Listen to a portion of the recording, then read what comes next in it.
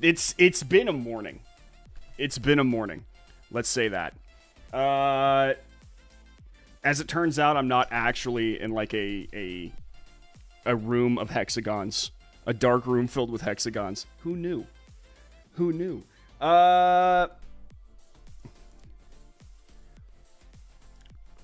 What's up? What's up, Carrie? What's up, Pickled Squirrel? What's up, Nintendo? What's up, John? How y'all doing? Good to see y'all. Rest in peace, immersion. The immersion is broken. Oh, no. So YouTube decided, I woke up this morning to an email from YouTube. Here's the thing. I'm not going to go too far into detail. Deception. I know. I am a liar. Somebody's going to clip that. I got a YouTube email from YouTube this morning. And I'm going to go ahead and cut this music real fast. I got a YouTube email. And they told me that they have deleted one of the streams, one of the VODs for the streams, due to misinformation policies being broken by me. I am not going to get too far into what misinformation I dealt out, and I'm going to say misinformation with this going on right here. But suffice to say, they didn't like me saying it, and so they took the stream down, at least that VOD for the stream. And I appealed, and I told them that they were mistaken about what their assumption was, but it apparently did not convince them at all, and so the stream, that stream in particular, is gone. So we will be uploading it to Rumble, where you can watch it in its entirety, if you would like, and you can probably guess, while you're watching it. Actually, no, you can't guess, because I feel like I said some things that didn't violate their policy. I never did violate their policy. They were reaching there. What I suggested was that we need to have more conversation around oddities about a certain subject that I'm not allowed to talk about now, according to them. But it is going to be on Rumble. Every single episode, every single stream of this show can be viewed on Rumble going forward. Red State does have a Rumble, so go find it if you are not on Rumble already, and subscribe. So do that, and I will update you guys in an article, in an upcoming article it's going to be on redstate.com, as to what exactly it was that happened. I made YouTube clarify that this certain thing that I was doing was against their violation policy. They clearly denied my appeal, and so confirmed that the clarification confirmed what I needed them to. Let's just say that. And so now that they have done that, I will be writing an article about everything that went down. I will not talk more about it here, because if I do, YouTube is probably going to strike me again. They just gave me a warning this time. But still, it's a little ridiculous. It's more than ridiculous, because I feel that if you have something like a point to make, or you are very firm in your belief about something, you should be able to allow discourse around that thing. Because if you think that you're that right, then you should be able to back it up and prove it. You should be able to issue forward points and facts and everything that make you unchallenged in how right you are. At the very least, you should allow debate around everything, because, nothing is truly settled until all the facts are out on the table. My position is that the more free speech we have, the better. That is not YouTube's position.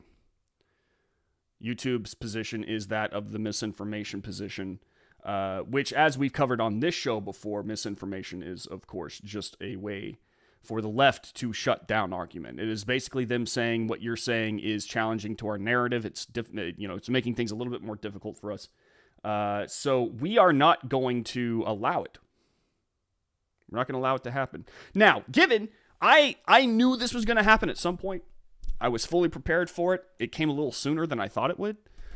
I thought that we'd get a little bit more popular on this stream before they really started looking into us and stuff. But, okay, so they've got people watching us.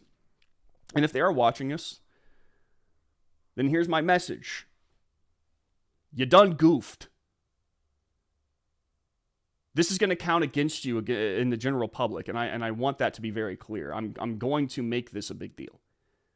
Given it was just a warning strike, whatever. That warning strike is indicative of something a much bigger problem that we have in our society, and I'm going to highlight it. I'm going to talk about it. If I can't talk about it on your platform, then I'm going to go to other platforms and talk about it. But the one thing that we can know for sure is that you have made it clear how draconian despotic you truly are, and how it kind of proves to me, to be honest with you, that you guys don't really have a good argument. You guys can't debate. You won't even allow it. Guaranteed you'll allow debate about this kind of particular thing. Later on down the line, you've definitely allowed it before, but now you don't. And I think that this is, it's very telling. It's very telling. But good. I'm glad you did it. I'm glad you did it, YouTube. I am. I want to hear from others that you did this to. And you guys on the left, because you are leftists, let's face facts. Don't try to hide it. You guys like to say, often, very often, we're on the right side of history. We're on the right side of history. I don't think you are. First off, you don't have a crystal ball, but in the end, the people who shut down free speech, the people who acted despotically, who come at others and attempt to silence them for merely speaking out, not even about not even making definitive statements, just advocating for conversation. Those people always look bad in the end. Always. And I think that's part of the reason why places like Rumble are growing so fast.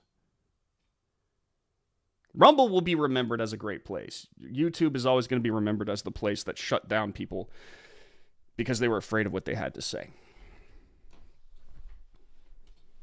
That's that. That's all I'm going to say about that for now. Go to redstate.com. Do it right now, actually, because everything I'm about to talk about is going to be on redstate.com. But I will be releasing an article later about this, kind of going more into detail about what it is that YouTube got mad at me about and why they deleted our most popular stream thus far. So that's that. Now you need to do a My Channel is Under Attack video. I want to see angry Doc level of pissy. Yeah, you might get there. You might get there. They made me mad. I got mad this morning. I felt it was wildly unfair what they did, the position they took. But you know what? I don't expect anything less from big tech. I really don't. How many hours is this stream, Brandon? You realize how many people have been shut down? No, I know that. I know that. But I want more stories. And if I'm one of those, great. Great. Yeah. Yeah. We don't have enough time. YouTube hates us. It's simple. Yeah. No, it's true.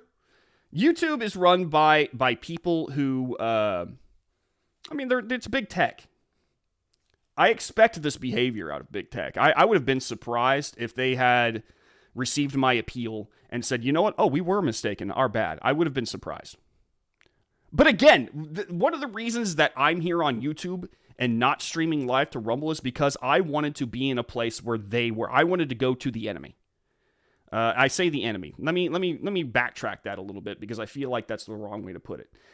There are more people here than there are in any other platform when it comes to streaming and uploading videos, right? Well, with the exception of TikTok. But, I'm not going to live stream to TikTok yet. Not yet. Maybe a dual stream in the future if I figure that out. But I wanted to be where you could reach the most people both in the center and on the left. Because I want everyone to come to the stream. I want everyone to have a say. I want debate. I want open conversation. And right now, people aren't going to go look for that at Rumble. Not right now. Soon, I believe. Rumble is growing very quickly. and I would love to see more people there. And there will probably come a day when this stream will move exclusively to Rumble. But that day has not yet come. And I imagine that YouTube and I will have a few more battles before that happens. And I hope I want them to. Moreover, I want them to step back from their hard leftist attitudes and their inability to allow conversation to happen. I want that more than anything. Because I've been a YouTuber for a very long time.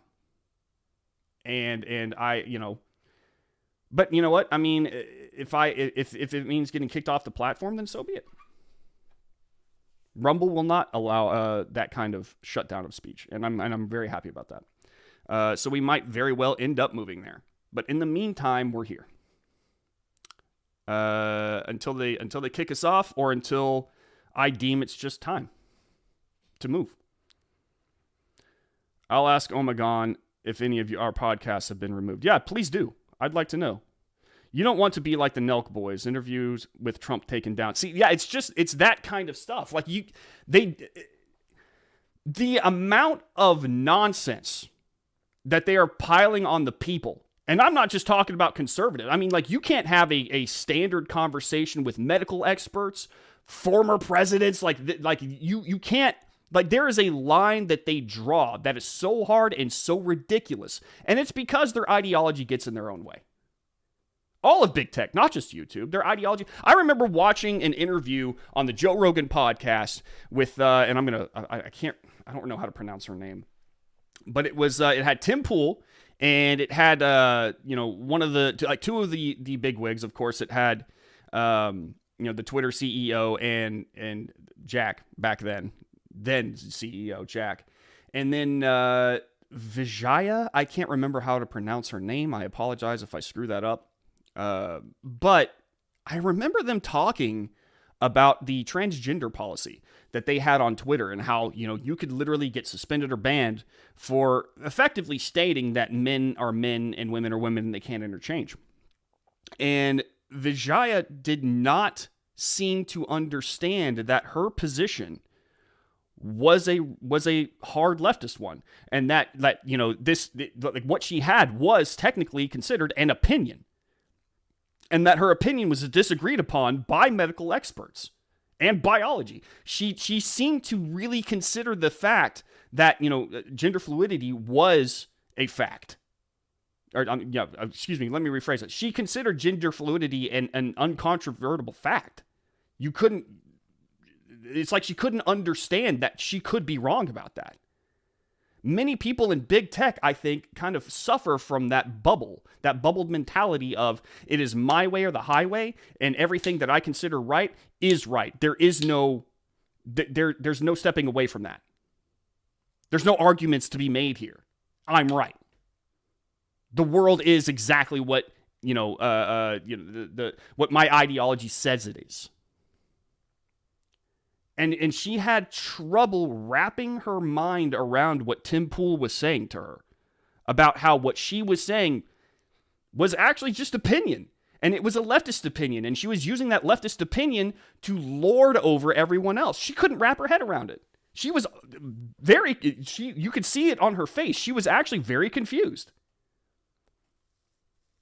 It goes to show you this fantasy that they live in, but this is what happens when you don't allow conversation to take place. This is what happens when you bubble yourself in an ideology and don't let anyone else in.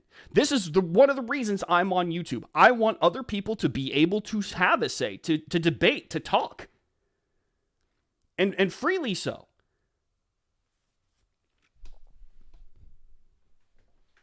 They don't want that. It's okay. Let them.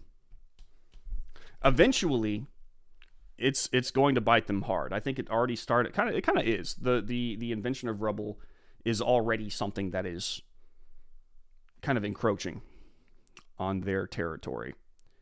Other platforms are going to pop up that are going to challenge and threaten YouTube.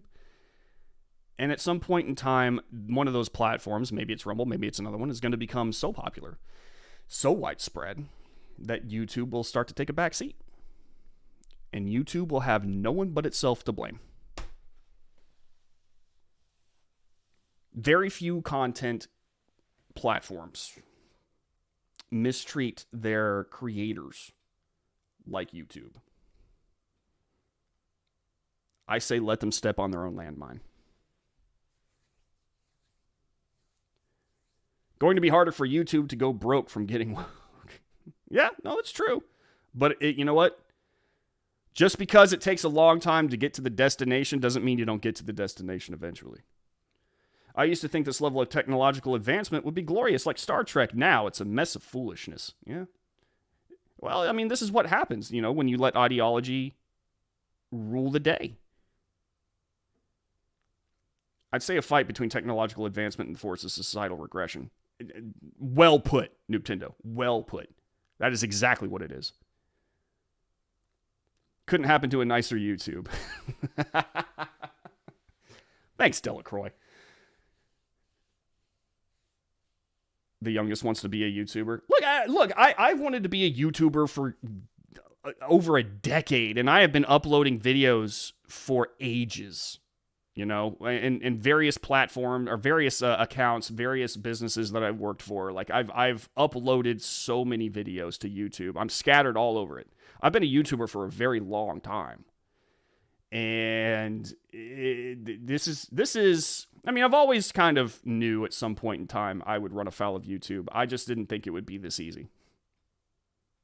At least now in this day and age when things have reached their peak. But I don't want to complain about it too much. What's done is done. I have a game plan. You will see more of what I'm talking about at redstate.com. Be sure to go there right now. Everything I'm going to be saying is going to be on Red State, so you can follow along with me. But later on, I will be writing an article about the whole story about what happened. So, what's up, Delacroix? Welcome to the stream. Let's get started, guys. Let's dive into this because I've been wanting to talk about this for a while. Okay. G4TV. For those of you who don't know what G4 is, back in about, I want to say, back in 2013, 2014, 2012, pretty much in the 2010s to about 2014, G4TV was my favorite channel to watch. It was one of the few cable shows or cable channels that I really tuned into consistently. For those of you who don't know what it is basically a channel for nerds and gamers. They had awesome shows, Attack of the Show, X-Play, all this stuff that was covering the latest in tech gadgets, interviews with, all sorts of people in the industry, in the tech industry, video game reviews and just all sorts of shenanigans. It was a fun channel to watch. And Cops reruns for days. It was a fun channel to watch. About 2014. Oh, and don't forget Code Monkeys. Code Monkeys was one of my favorite shows of all time. To this day, it's still a great show. For those of you who don't know what Code Monkeys is, it's if they took a Nintendo game and turned it into a show. Same graphics, 8-bit graphics and everything. It's great. It was awesome. I missed that show, actually. Oscar de la Pena, who wrote it, I think he went on to do all sorts of other stuff, but I think to this day that's his magnum opus.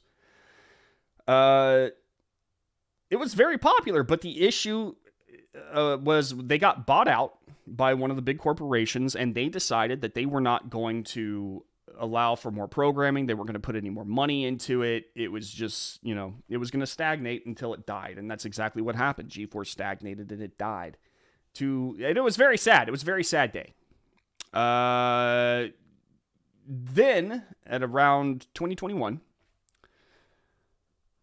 they fear the beard. I need to get my beard trimmed. Carrie made me. You've never heard of G4, but I'm over 50, so I figured that's why. G4, yeah, it was one of those shows. It was one of those channels that, you didn't watch unless you were an uber nerd or, you were into gaming. It had Ninja Warrior. That's where it first started airing. American Ninja Warrior was on there. About 2021, they made the announcement that G4TV would be coming back. And it was met, especially by me, like many people, it was met with what could be considered excitement, but cautious excitement. Because everything that is being rebooted and retooled and revamped in this day and age usually ends up to be complete and total crap, right? Think of any of the movies, any of the properties, any of the franchises that are being rebooted right now, and they're just absolute garbage. The only one that I've seen that really pulled it off lately is probably Sonic. Sonic the Hedgehog and maybe Death Wish. Sonic the Hedgehog worked because they listened to the fans. They took the fans into consideration. They put out a really good movie. And it, to be honest with you, I mean, I wanted to go see it strictly because they listened to the fans. Everyone else has dismissed the fans. They tried to blow them off. Star Wars did it. Lord of the Rings is doing it. Ghostbusters, all these things. G4TV was announced that they would be re-releasing themselves as a purely online show. It was going to be YouTube, Twitch, yada, yada, yada. You get it. We were kind of cautiously optimistic, but still like emphasis on the caution. Because we knew that at some point in time, wokeness was probably going to get into it and become an issue within the show, within the channel itself. Sure enough,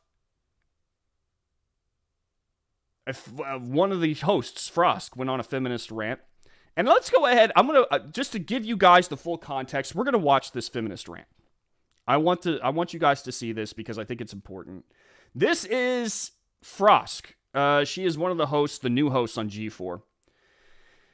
And she decided to stop reviewing games and start really focusing on something she considered far more important, feminist rants. When this originally happened, and my gaming grievance was actually going to be about Red Dead Online. So the subreddit for Red Dead Online, I'm a huge Red Dead Online player. I love Red Dead Redemption 2. I think it's probably my favorite game of all time. And right now, the Red Dead Online community are trying to get this hashtag going called Save Red Dead Online. And they've got it cut. The MST3K reboot on Twitch, actually Nintendo has a very good, excellent point. If you haven't been watching the Twitch version of MST3K, you're missing out. It is going really well. Covered by Kotaku, Polygon, Game Rant, like Forbes, I think also did a coverage of it, and they think that this will get Rockstar's attention, and Rockstar will come back to them and give them exactly what they want. And we can actually scroll this down. I'll tell you when to stop scrolling. Good. Stop right there. But I'm here to tell you, and you're going to have to cut this B-roll in a second, because it's done. And what I do think that there is a larger discussion about Red Dead Online and that we need to have eventually about game design versus immersive experience and comparing the Red Dead. So just real fast, you can see she's gearing up about to like do this whole entire, and it's scripted. This whole entire thing she's about to do is scripted. She wanted the teleprompter to roll down so that she could be at the top of her rant. So this was pre-planned by G4 and Frosk. Just keep that in mind going forward. Adam Cesspooler is off. He's the worst. He absolutely is horrible. I'll get into that in a second. Online multiplayer experience versus the solo player one. But I actually want to talk about something so much more important than Red Dead Online. Sexism in gaming. In joining G4... Let's stop talking about games to focus on this. This is not where I thought we were going, but I'm here. I had no idea. I'm listening. Yeah. In joining G4, I was ecstatic to be part of something that I grew up watching as a child. But every time G4 is brought up in various channels, even in this YouTube channel, we have the chat in front of us. I can see you. Without a doubt, there will be backlash because I'm not as bangable as the previous hosts. It's somehow... Talk to him, Frost! Talk to him, Frost! All right, so already right off the bat, I want to address this. Back then, G4TV, they were the launching pad for careers for those of like Olivia Munn. She was the co-host of Attack of the Show. You also had Morgan Webb. Both of these women were attractive. They were very attractive. Let's just say that. The thing is that they were also entertaining. They knew how to be funny. They were willing to do silly things to entertain the crowd, like entertainers will, and it fit the shows. It fit the shows at the time. Now, online, you are going to have people who talk about that. whenever someone like Frost pops up, I can very well imagine that they're going to say, man, we wish we had Olivia Munn back, Morgan Webb back. They were good looking, yada, yada. I imagine that those people are there. Trust me, I know it. I have been in situations where I've had, co-hosts that they wanted me gone so they could focus on her, and it's whatever. You're going to have thirsty men online wanting to look at, pretty girls and have them talk to them about anything. They're not really there to focus on the issue. They're there to focus on the pretty girl saying what they like to hear, confirming their bias. It happens. All right. But this is the internet. The amount of people who are watching, who are actually here for the content, the gaming content, or whatever content, they outnumber the thirsty dudes who are showing up just to get their good looks at women.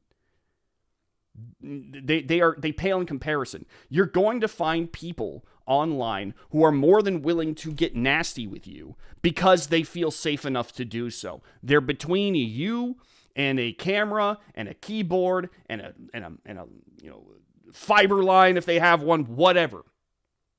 But they don't have to be seen. They can be anonymous. Okay? They don't have to really directly deal with you. So they are going to be mean. Y'all, I work in politics. I'm a culture critic. The amount of stuff that I get attacking me is constant. Who cares? Who cares? The amount of stuff that I ignore because these people are just usually they're anonymous and they're being idiots. If I had a dime for every time I got a message, I would be a millionaire right now. But who cares? The internet does it. It's just whenever you introduce anonymity to anyone normal, it's going to change the way that they behave. Now, some people are going to see Frost and they're going to say, oh, well, you're not as bangable, quote unquote, as Morgan Webb or Olivia Munn. Who cares? Most of the people aren't here for that. And here's where we start to get really, really in depth.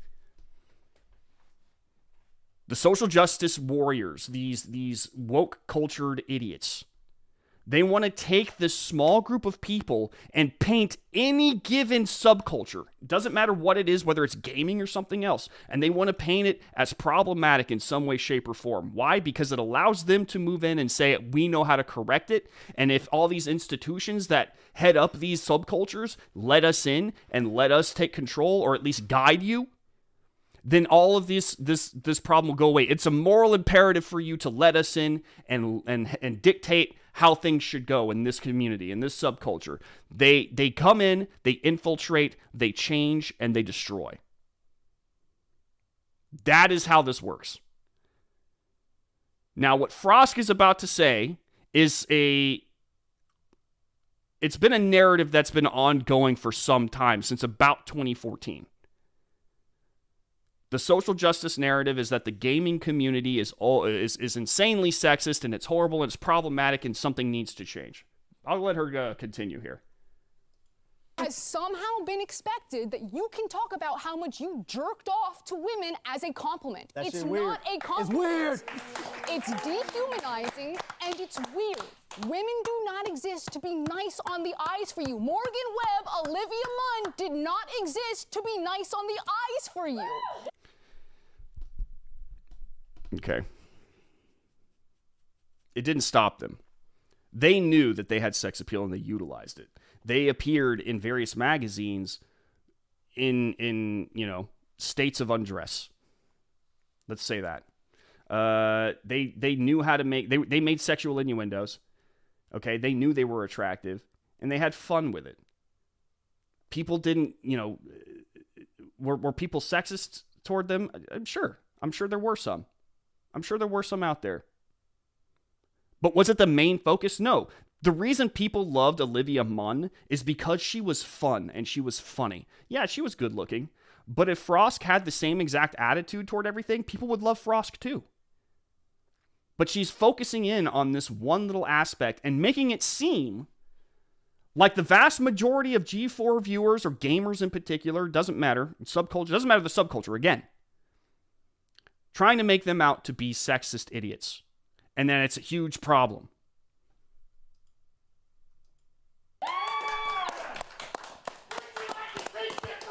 Hey, she cooking, y'all.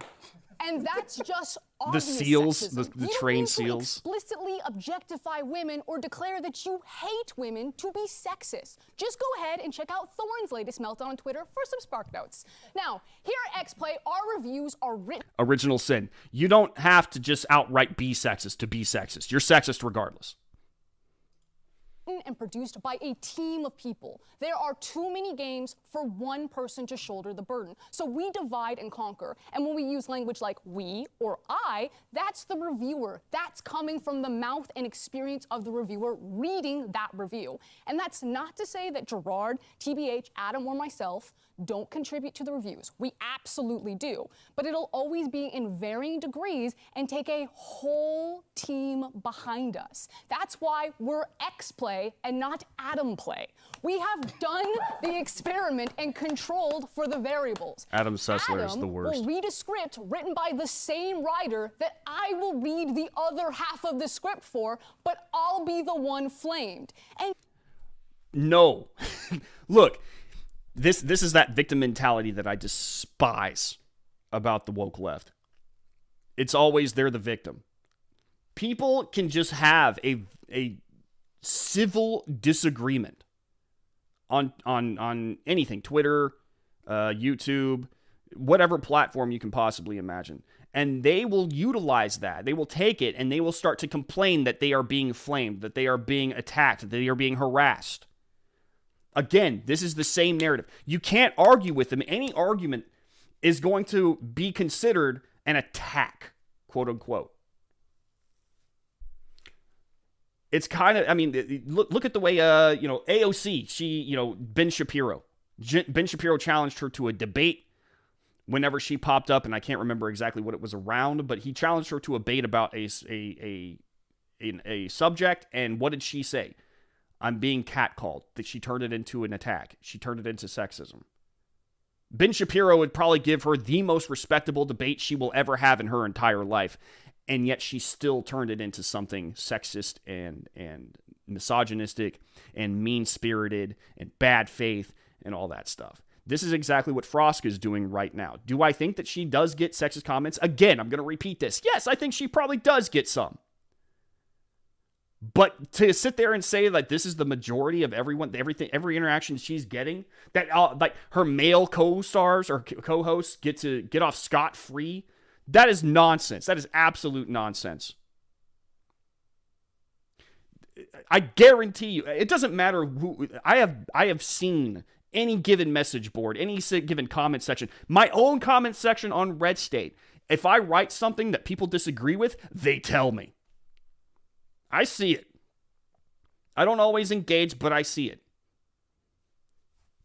It doesn't matter if you're a woman or a man. You're going to have pushback against your opinion if you put your opinion out in the public square. You can't just put your opinion out in the public square and expect everyone to go, yep, that's right. Okay, yeah, woo. Everybody is different. Everybody has different opinions, and they're going to express them. And they're not always going to align with yours. Are some people more rude about it than not? Yeah, some people are going to be rude about it. They're going to be condescending. They're going to be idiots. But not everybody, especially the vast majority of people, if they just have a simple disagreement, it's fine. It's fine for people to disagree. You can't always take it as an attack. But the woke culture people, the advocates, the social justice advocates here, they have to take everything as an attack. Because if they actually didn't, business would be bad. They wouldn't have a victim mentality to push. And victimhood is social justice, their communities, the woke community, the woke culture, that's their primary export, is victim mentality. Without it, they're nothing. So you see Frost here kind of pushing this idea. Yeah, it also happens to Gerard and TBH, but that doesn't discount the sexism of how it happens to me when it does. Both things can be true, that there is a general hatred of any change that isn't Adam, and that I'll receive special flame just for being a woman. And I wish I could turn the camera around so that you could see the incredible team that make XPlay. Half of our producers. The issues, the flame word, the flaming that I get is worse because I'm a woman. producers and writers are women. Emily, Abby, Megan, Joe, Jake, Zipper, Gabby. It goes on and on and on. Former writers that are now on ATOS like Vanessa. When you're in our DMs or on those YouTube comments or in Twitch chat right now, those reactionary threads thinking that I'm somehow ruining your current X-Play experience because you can't objectify me how you previously did to Morgan, or that I'm somehow less qualified to speak on something, but you can't quite put your finger on why, even though I'm reading the exact same script as Adam, but you have no problem with he's part of it. You're letting your unconscious biases ruin my day. Unconscious bias. Keeping the gaming space. So maybe for 2022, we'd be a bit nicer. That's another buzzword. Unconscious bias. It's basically it's another one of those original sin concepts. It's where you consider somebody something less than you, but you don't outwardly know it. And the way that you speak to them, no matter how you speak to them, is because of you looking down on them. Do you have unconscious bias about any given subject? Probably not. Many people are level-headed enough to be able to weigh an idea or a decision based on its logic. But when you don't have good debate skills, whenever you think that your position is right and you don't allow any other ideas in, and you can't, you need to shut the gate, you need to keep the bubble nice and thick and firm, this is what you do. You label it unconscious bias or you label it sexism. You do something to make it seem like the other person is just arguing from a position of hate or misogyny or racism or bigotry of some sort. Because if you can convince everybody that that person is evil, then any argument that you make is completely invalidated before it comes out of your mouth. That's what Frost just did with this unconscious bias argument. She basically, anything that you might say against her opinion or anything is automatically discounted because it's coming out of the mouth of a sexist or a racist or a bigot of some sort. That is what she is. She's gaslighting effectively.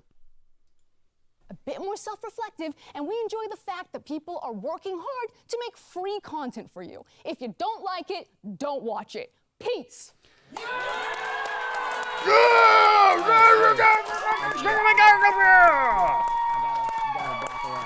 This man right here, just real fast, I just want to throw this out there. This is the same man who said that he would be willing to watch his Republican family members die and drink wine while it happens. Just throwing that out there. That's what he did. What's up, Dennis? Like Doc used to say, I cannot condone, but I understand. That's how you disagree like a decent human being. Exactly. Dennis, sorry late here today. Had to finish an article that'll go up on Red State at 12:45 Eastern Time. Only here for a few minutes, but I love this live stream. Thank you so much, Dennis. And be sure to check out Dennis's writing over at redstate.com. I strive for be totally conscious about my biases. I can stand on them better that way. You know what? Let's talk about that just real fast. I don't want to get too stun locked on it, but I want to make it clear. Everybody has a bias. There is no such thing as an unbiased journalist. I'm not unbiased. I clearly have my biases. And I think that the world would do a lot better if they were just a lot more honest about their biases. Instead of trying to push this, I'm in the center and I'm unbiased and I'm completely truthful. I only stand on the facts. CNN, the most trusted name in news, likes to tout that idea a lot. That you have Brian Stetler out there talking about the same thing. We're completely and totally unbiased. We don't pick sides, and yet they only consistently take one side, consistently, and they have been caught lying in order to prop that side up. Everybody is biased, and it's okay. It's okay to be biased. Just admit it. Just admit your bias. All right. I don't want to get too stun locked on that, though, because I could talk about that for days.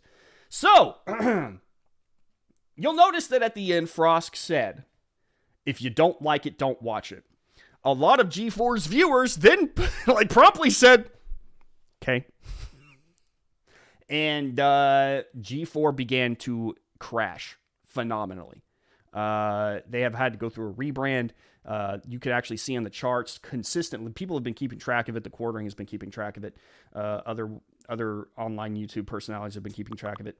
I think that Young Ripa has been keeping track of it. They have gone from being a presence that people were excited about to a presence that people typically ignore. So what do they do? What do you do in this case when you've gone woke and now you're going broke and you're desperate? You're desperate to get viewers back. What you do is you 180 full reverse and you just drive in the opposite direction as fast as you possibly can. Okay? You try to do a little rework, see if you can't win back some of the people that you lost, at least to try to stabilize your channel, to stop the bleeding, because they're bleeding heavy right now. And so they said, you know what? Hemostatic injection. Let's try to stop this bleeding. So what do? There is a Twitch personality. Some of you may know her, some of you may not. Her name is Amaranth. Amaranth is probably one of the most popular. How do I describe this?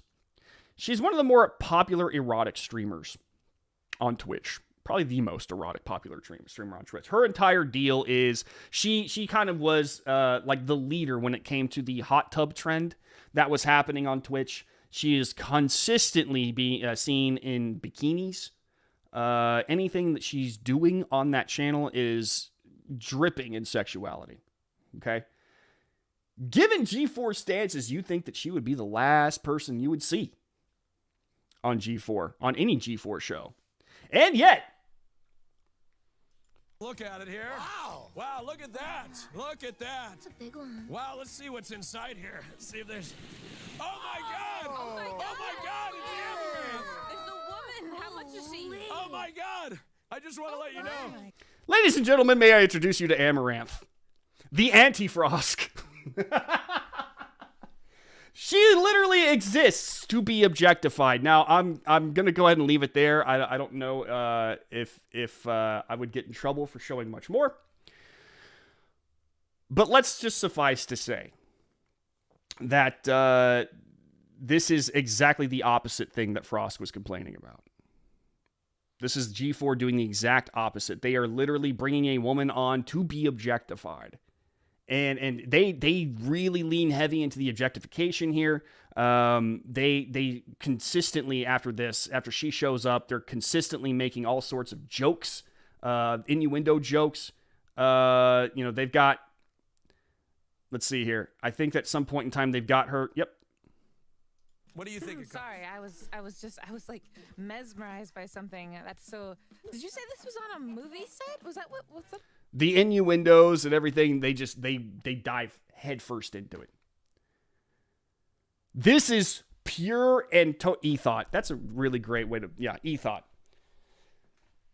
For those of you who don't know what thought means, it's short for that hoe over there. This is seen a higher potato is good for them for being inclusive. Oh, that's a good point, Pickled Squirrel. Go reverse Jimmy Kimmel. Yeah, so this is the Austin show, which is like, it's pretty much the man show reborn. So they are objectifying women. This is a G4 show, to be clear. That's tame for the internet. No, it is tame for the internet. It is tame for the internet, but regardless, it's not tame for G4. G4 apparently made a very big deal and sat for the longest time on Frosk's idea of how women should be treated and all that yada, yada, yada stuff. Now, they're bringing on Amaranth, the exact opposite of what Frosk would approve of. This is pure and complete and total desperation. This is them trying to say, hey, we goofed. We really goofed up. Now we're going to try to make up for it by giving gamers what we think that they want.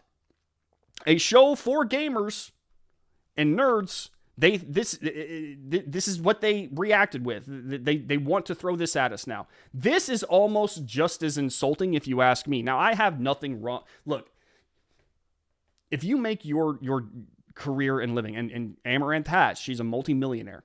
And she's made her entire living off of this kind of stuff. And if that's what you do, then that's what you do. It's a legitimate business. I have no problem with it. Okay? But G4, in this case, decided to take Amaranth, who is typically considered one of the most popular in terms of ethos, okay? These erotic streamers, and decided to throw her in our face because they think that what we really want in order to bring us back and make us okay with G4 again is this. They missed the point. They completely missed the point. And any other time, if this had happened without Frosk's rant, this would have been a funny segment with Amaranth. It would have been hilarious. I would have laughed. I mean, it does get kind of funny. I watched it. You know, the girl in the back with the purple hair, like she does a little bit with Amaranth, and it's funny. You know, it reminded me of old G4. But they missed the point. And this is what I think businesses need to learn from G4 here. Y'all are killing yourselves trying to obey standards that you cannot match, cannot meet. You are trying to please unpleasable people when you shouldn't be trying to please them at all. They are liars. They lie to you. They make you think that you are morally failing as a company and everyone's pissed off about it. That's not true at all.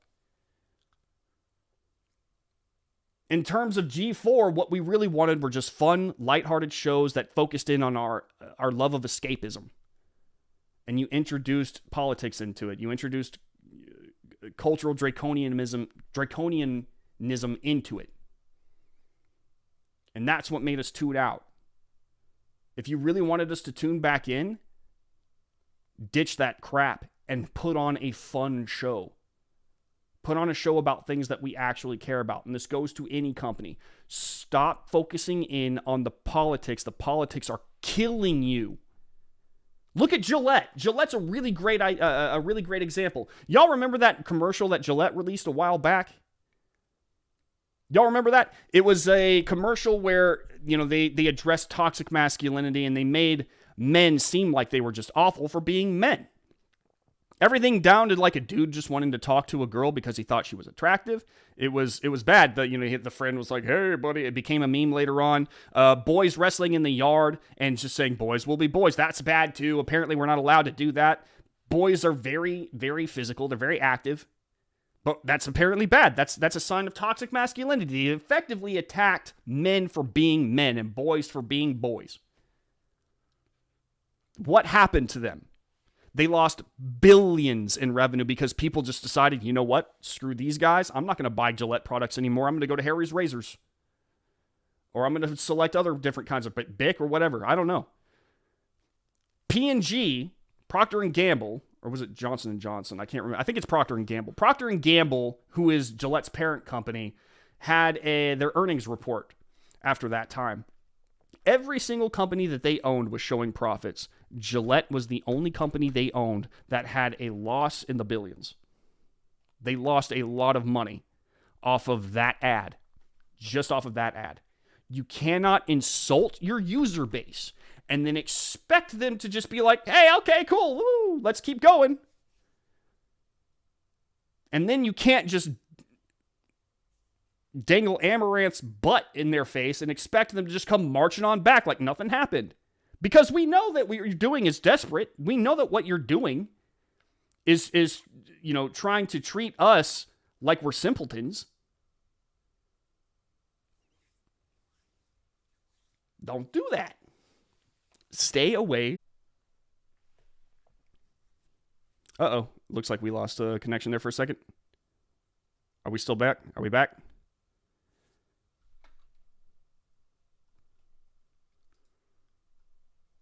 Are we back?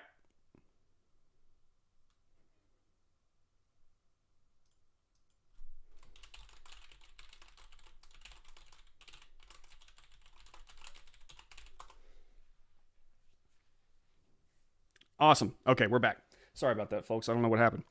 But it just goes to show you. It goes to show you that if you go woke, you're gonna go broke. I think only one company that I can think of went woke and made money, and that was Nike. But not everyone's Nike. Not everyone has the ad agency that Nike does. Stay out of politics. Stop getting involved in politics, especially if it's escapism that you deal in. Amazon, stop getting involved in politics. Disney, stop getting involved in politics. They are so weighted down and involved in it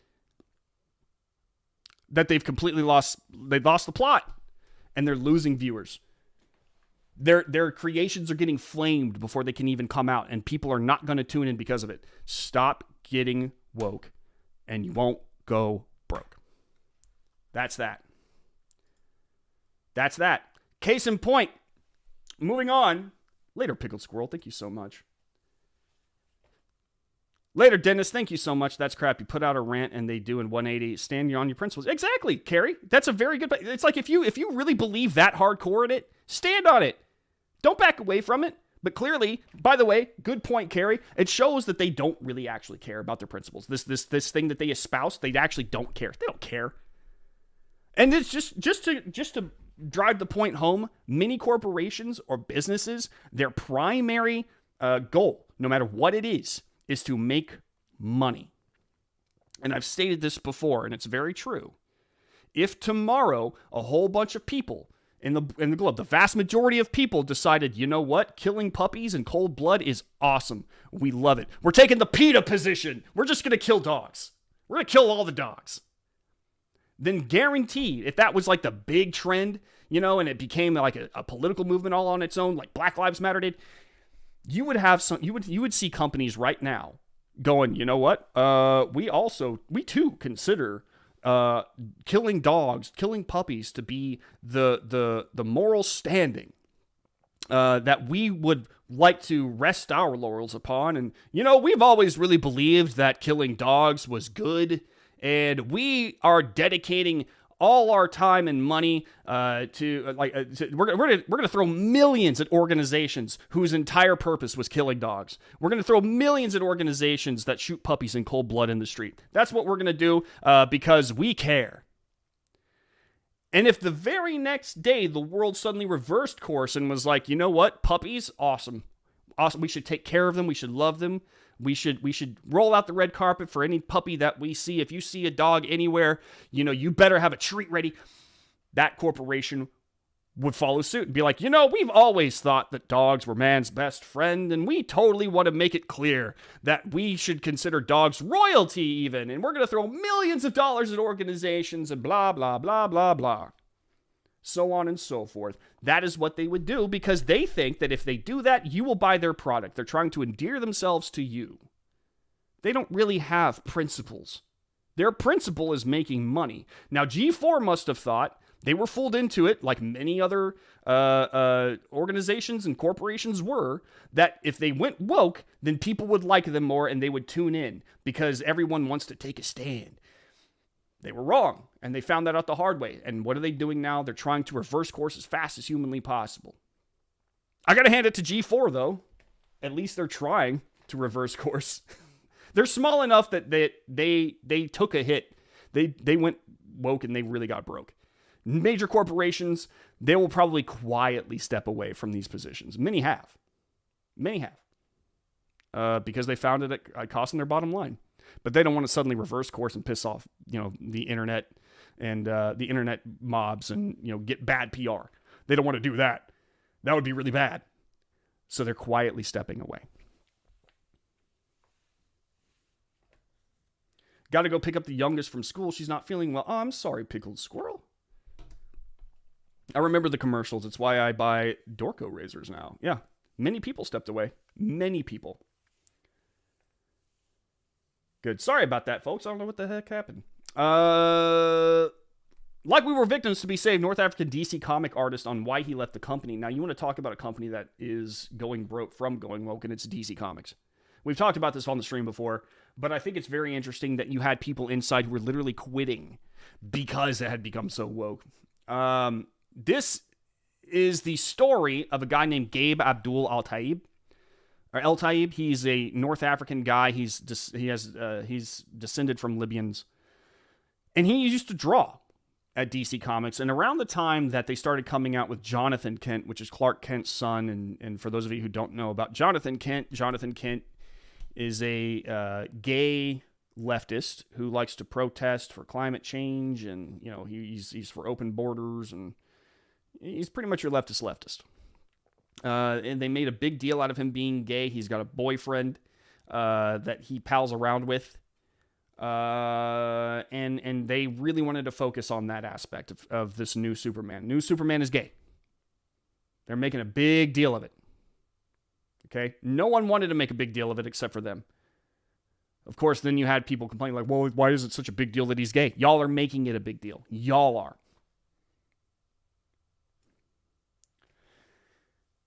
Around that time, Al-Taib got tired of watching this. He got tired of the anti-American sentiment that was drifting around DC Comics. And he said, disgusted by this is from Bounding Ended Comics, disgusted by alterations made by and creative liberties DC's taken with the Man of Steel recently, he not only bolted from DC, but left publisher Jim Lee a long, passionate message as to why. Quote, you probably hate me and think I am a fool. But I couldn't stay silent any longer, Al-Taib said. Your parents decided to immigrate to America, Jim. This country and its heritage and the blood spilled gave you everything you have, not South Korea. Even if the decision to remove the credit American culture has had in creating Superman is out of your hands, it is so ungrateful for you to go along with this. Well said. But then he came up later, and this is his Twitter. DC was race swapping once again, redheads. I don't know what it is about redheads in our current culture, but man, the left hates them. There is something about red hair that the left just can't stand. So any kind of red-haired person in our culture, Ariel, for instance, eliminated. You could see it happen in The Witcher. One of the redheaded characters was eliminated and replaced. They're always replaced with people of color who have black hair. They're doing it again. The Red Robin character from the Batman comics, red-haired girl being replaced by a woman of color. And I'll tell you, he spoke up again. He said, another reason that I left DC Comics, he's reacting to that, the racism from leadership treating us POC, like we were victims to be saved. Day after Trump won, an editor emailed me saying something like, people like her would protect people like me. I'm assuming he's talking about Hillary Clinton. How are you going to protect me? I voted for Trump, he said. Us gingers have always looked down. Yeah, you and Carrie both are gingers. Y'all are being erased. I don't know what it is. I really don't know what it is. They made the redheaded Miss Marvel a mean girl. I'm not surprised. I think it's very interesting, first off, that is happening. They've got something against redheads, but that's not my main point here. My main point here is pointing out this idea that no one seems to be addressing on the left. There's something called the soft bigotry of low expectations. It's just bigotry. They say it's soft bigotry. It's called soft bigotry, but it's just plain bigotry. It is the bigotry of low expectations. I think many people on the left, including in the social justice community, the woke culture, they have this idea. Again, their main export is victimization. And they made it their mission. They say it's their mission to help people in these situations, these lesser people, these people that are lower on the ladder. They have to step in and they need help. They need entitlements.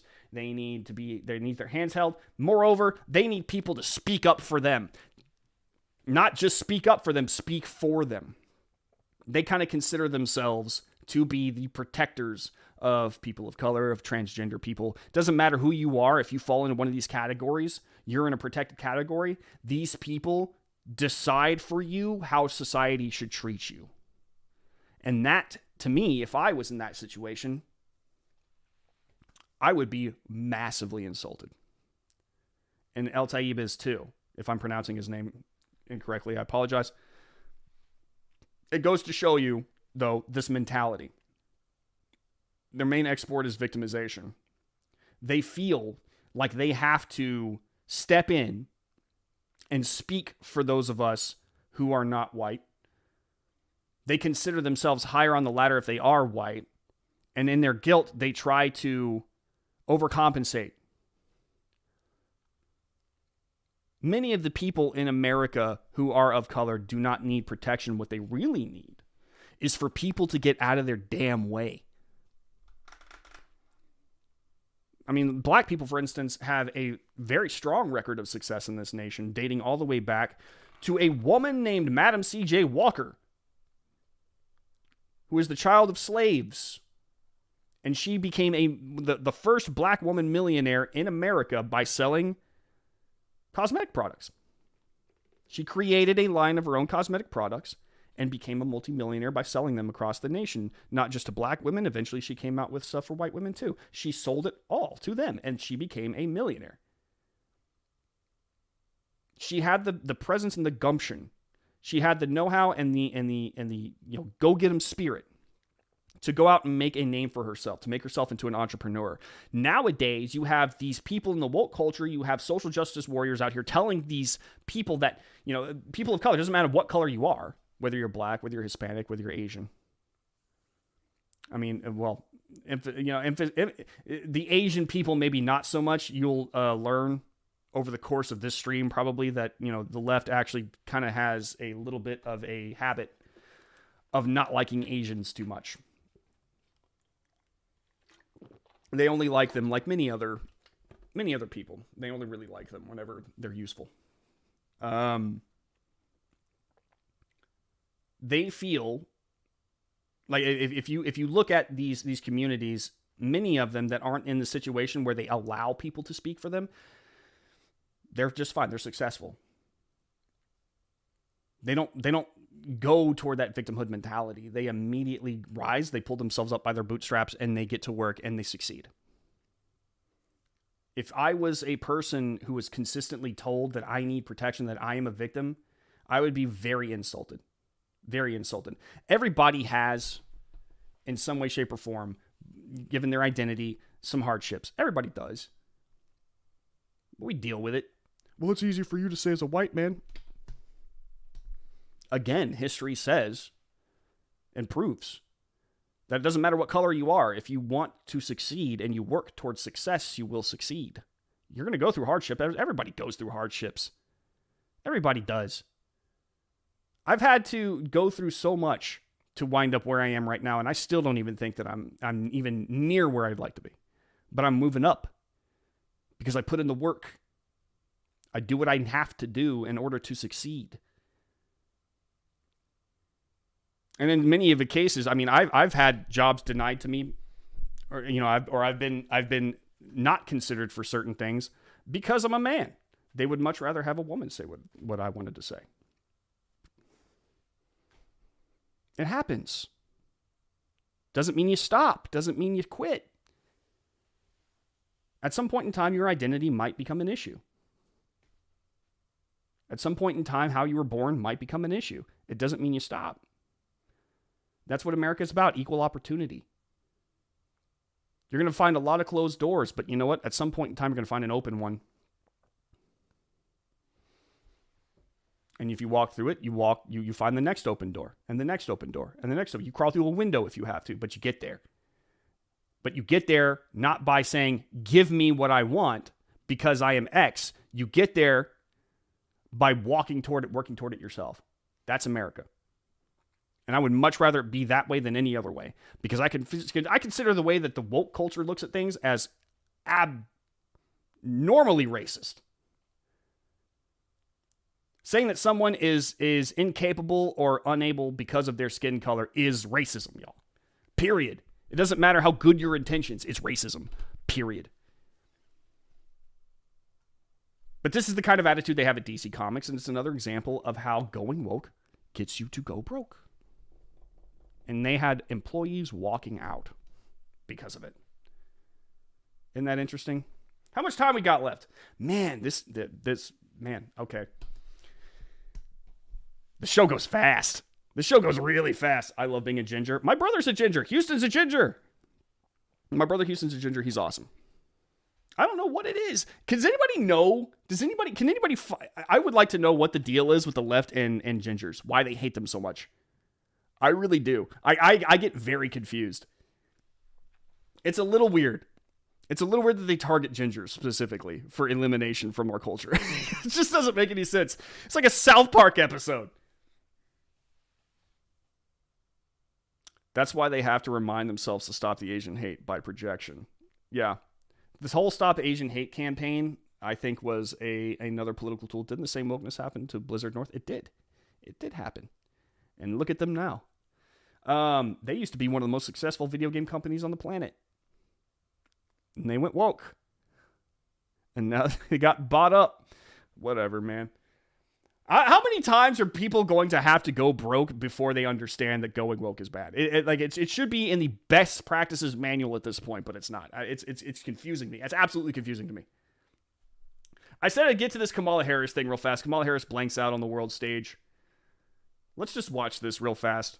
And if I can ask you, Madam Vice President, President Biden has said that Americans will feel some pain for the sake of defending freedom and liberty.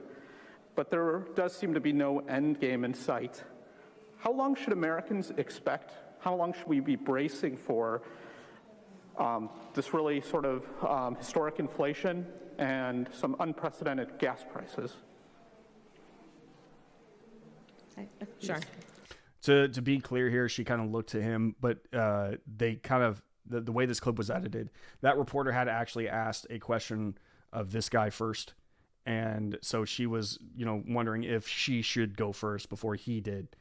He said, yeah, you go ahead and go first. So just so we're clear, that issue of her looking at him is not an issue. And I want to be fair. I want to be very fair. But what ends up happening here is a little embarrassing.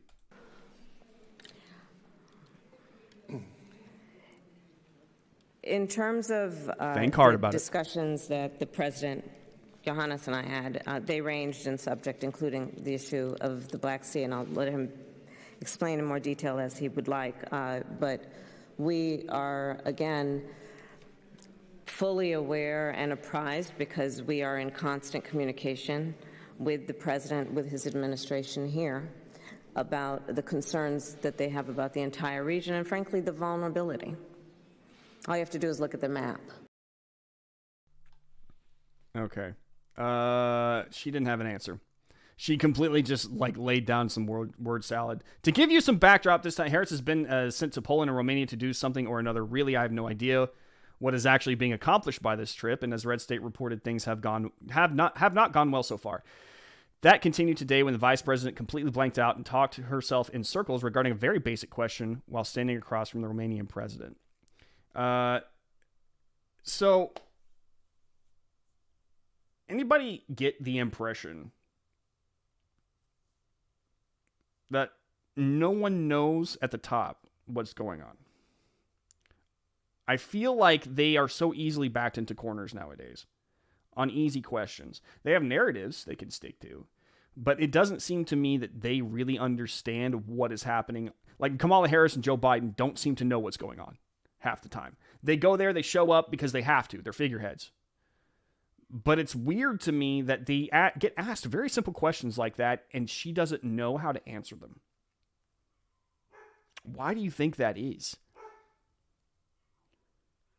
It does not look good, especially going into midterms for the Democrats, to have that level of incompetency on display. It's going to sink their approval numbers big time. It already is. If you look at Joe Biden's approval numbers, they're constantly sinking. They're going down. They're tanking. Kamala Harris is even worse. And these things right here are going to affect the entire Democrat Party, because if the leadership is doing that, it looks bad for everybody else. Everybody else. The Democrats are going to go into the midterms demoralized and effectively leaderless. Right now, the only person who even remotely looks like a leader in the Democrat Party is Joe Manchin. And Joe Manchin is not cooperating with Biden. Both him and Kyrsten Sinema have done a lot to make themselves stand apart from the Democrat Party. And they look like they're getting things done because it's their will that they're imposing on everybody else, which thank God for that. But meanwhile, Kamala Harris and Joe Biden can't seem to get their act together. They can't seem to get anything done. And then they have moments like this consistently. You have another one where Joe Biden recently completely lost track of what he was talking about in terms of him being Jill Biden's husband. It's like he spoke like about himself either in the third person. He's like, but the first lady's husband got coronavirus, and it's someone had to remind him, oh, you're the husband. You're like live on stage. And maybe it was him being funny. It just seemed like he got stuck in thinking that he was still vice president a little bit, and he got a little confused. It's kind of what it comes off as. He got a little confused, and he spoke as the Barack Obama administration vice president for a minute there. It's moments like that just make them look so bad. And heading into midterms, this is another nail in the coffin for the Democrats. And you know what? I think they need it. I think the Democrats need to lose, not just because I am very biased against the Democrats. I don't like their ideas, but also because I feel like they have garnered an insane amount of hubris over the past decade. And they need to get whooped that bad. I thought it would happen with Trump, but they made excuses for themselves that they honestly, truly believed. And now, they don't really have any more excuses. This is the best that they could throw up. Joe Biden was the best that they could do. And they won. But, they seem to be failing with that choice now.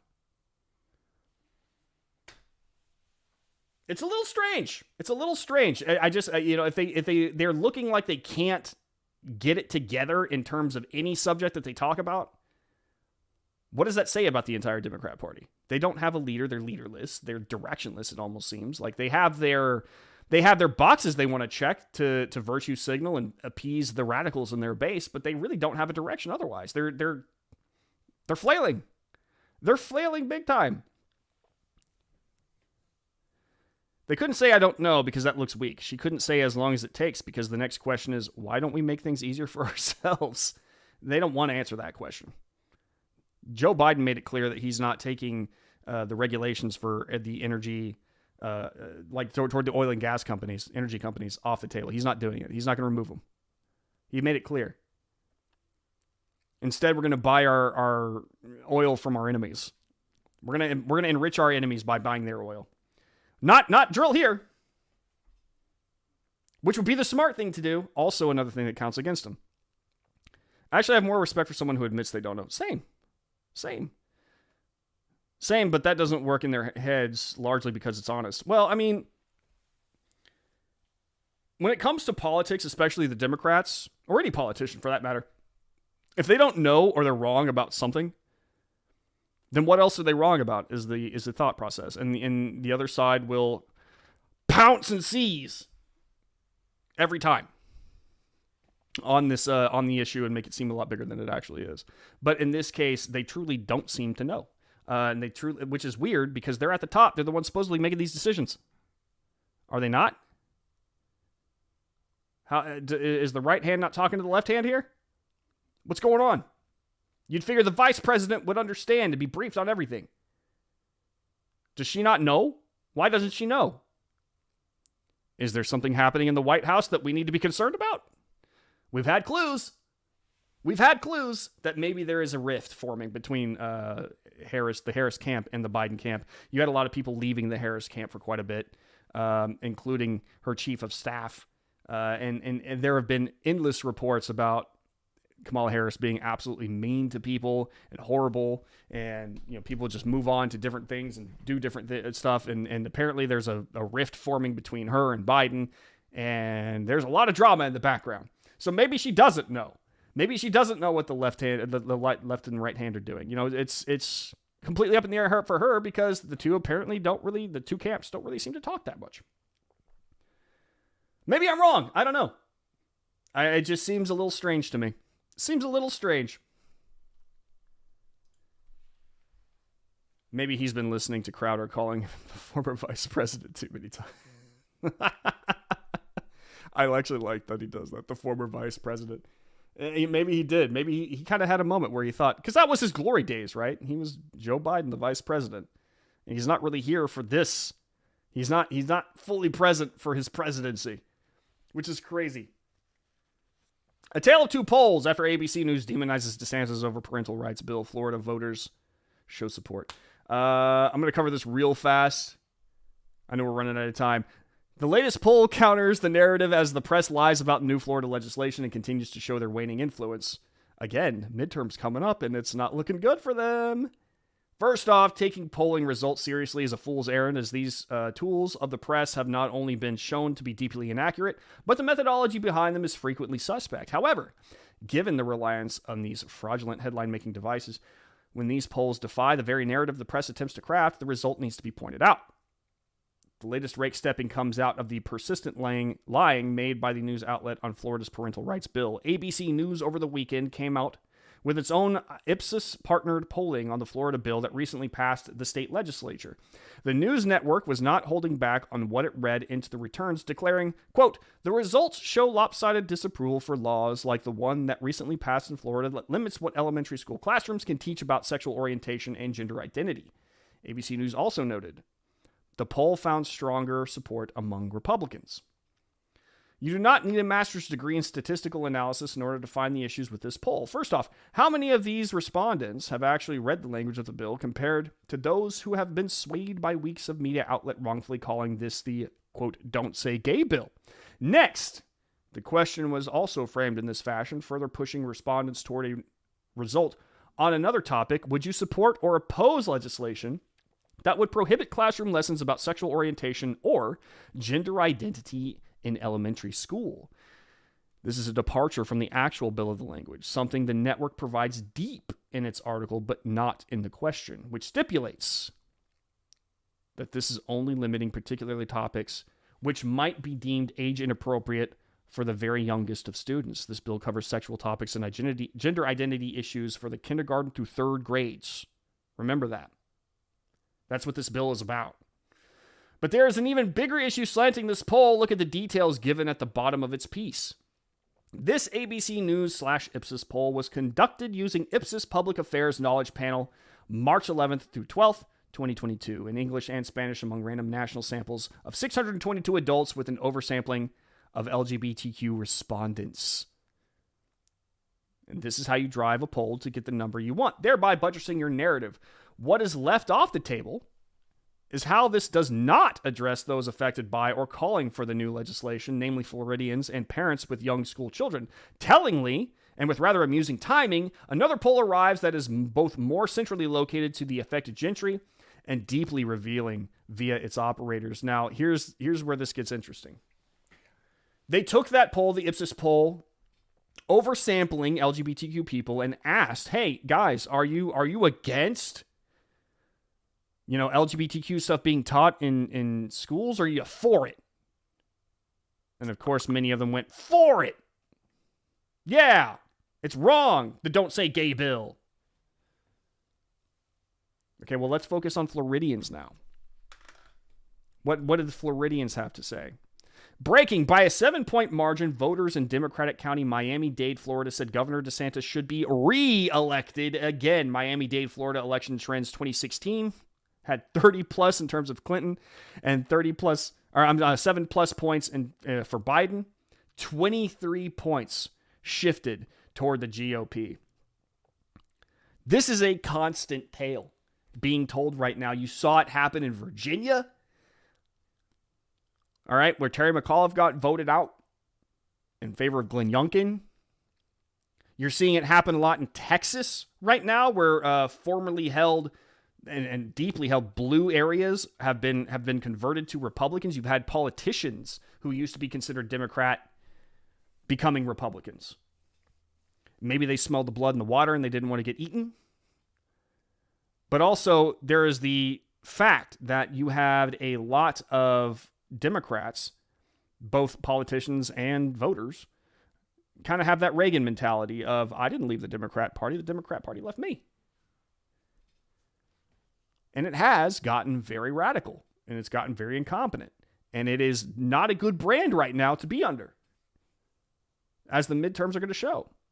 Here are the factors that make the displayed DeSantis support all the more glaring. Dade County is a heavily blue area. Next, the poll was conducted by Fernand Amandi a Democrat Party advisor who hailed from the Obama administration and is a frequent guest of the reliably slanted MSNBC. Amadi recently declared at a DEFCON 1 moment when a Spanish-language conservative network began. For a noted leftist to poll an historically liberal enclave and come up with this kind of backing for Ron DeSantis, that means that if there is a margin of error, it is likely to increase his level of support. Now factor in that Dade County has a tremendous Hispanic population, and you get more evidence that the party losing its grip on that electorate. These are results that point more to the glaring issues of the media losing its level of influence on the populace.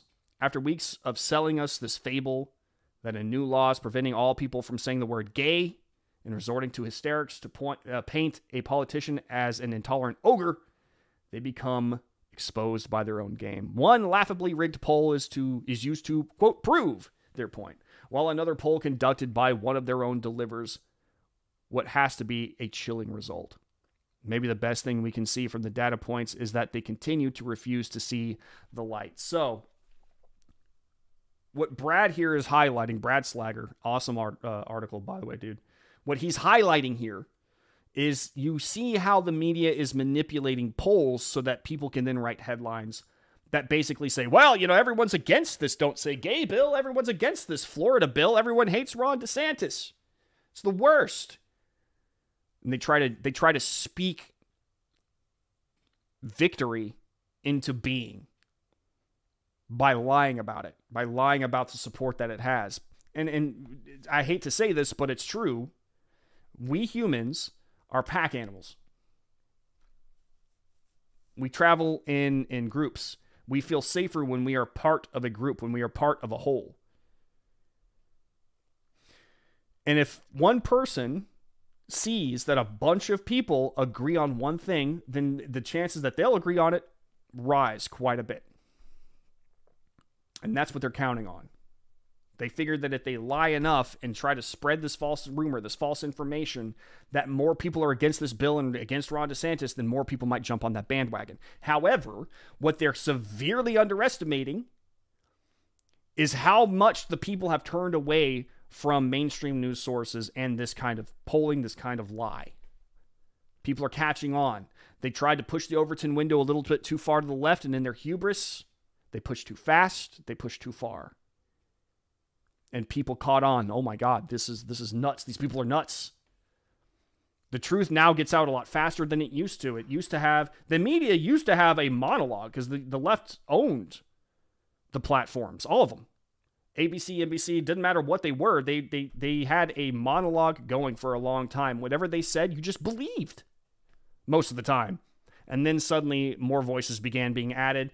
Against their will, you had Rush Limbaugh pop up on talk radio, and he became very, very, very famous very, very, very fast because he was able to call out the nonsense that was happening, and he was a thought leader, and he pointed out that the emperor had no clothes quite often. And then that spiraled for them after that. The arrival of Fox News heralded a cable channel that actually has conservative opinion on it and exposes or talks about the stories that mainstream media will not. And to this day, you can see them, the left, try to silence them, shut them down in any way, shape, or form. Do you think it's like an accident that the only commercials that you see on Fox News are like, pills for your muscles and MyPillow and, all these like Medicaid, insured gold and silver and all this stuff that you would probably not necessarily see on mainstream channels, while they're all getting their commercials about, any given product, Maybelline, women's products, the Becky stocks, they're getting all those commercials. They're getting all these cool brands to come up and be like, yeah, we're advertising on CNN, we're advertising on MSNBC because it's safe to do that. If they advertise on Fox News, that's bad PR. It's bad PR because many of the mainstream leftists who control these platforms make it bad PR to do so. But it's starting to wear off because now whenever you actually talk to the people in Florida, Democrats in Florida, they want to vote for Ron DeSantis. These people voted Democrat heavily. heavily. And now all of a sudden they're for Ron DeSantis by plus 23 points. That's not an accident. It's because the left pushed too far, too hard. And they lied to people. They straight lied to their face. And now, here in the age of the internet, where a citizen journalist can correct a falsehood immediately the moment a mainstream source issues the lie, people are catching on now more. They're getting the truth now more. This is not looking good going into midterms, period. Ron DeSantis is definitely going to win his governorship back. Definitely. It's not even a question. It's good news. It's really good news. And I'm just talking about for Ron DeSantis. I'm not just talking about Florida. I'm not just talking about this country. I think it's really good news that people are starting to figure out that the mainstream media is not your friend. It is a business. It is a business with an agenda. And it's trying to get you to watch and to believe, to listen and to believe, to believe, to believe, to believe. It is not to be believed. Every single thing that they tell you needs to be questioned. Every single thing needs to be questioned. Period. Because somewhere behind it is a goal, is an agenda, is a narrative that serves another purpose. Every single one of them. Doesn't matter what it is. I'm not being hyperbolic. This isn't tinfoil hat talk. This is just the way it is in the world nowadays. Every reporter is biased. Every writer is biased. Every producer is biased.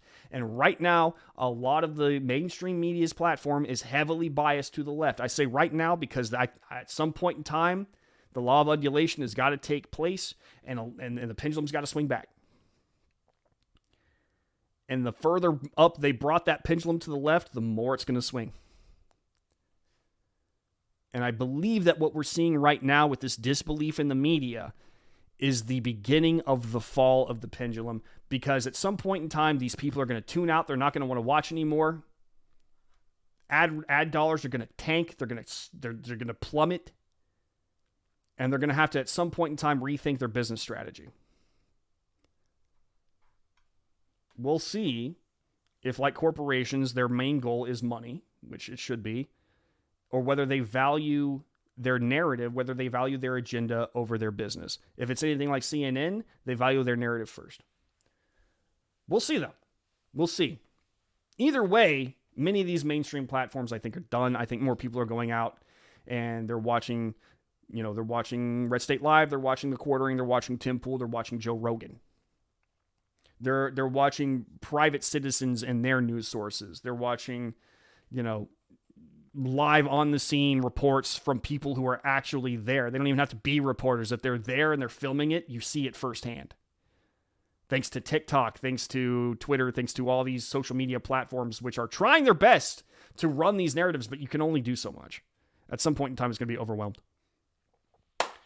Guys, that's going to do it for me today. Thank you guys so much for hanging out. Really appreciate it.